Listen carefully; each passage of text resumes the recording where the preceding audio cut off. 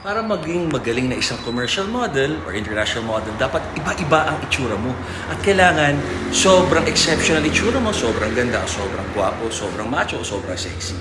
So, kung di nyo alam, nung kabataan ko, nagsimula na 16, international model ako at commercial model. May record ako na 10 months, 24 commercials, lahat bida, international. So, nakaipon tayo, nakabili tayo ng bahay at kotse noong 1996. Noong 16 ako. So, nung naging artista ako, iba-iba rin itsura ko. Kaso napansin ko na typecast ako sa kontrabida kasi maraming takot na bida sa kontrabida.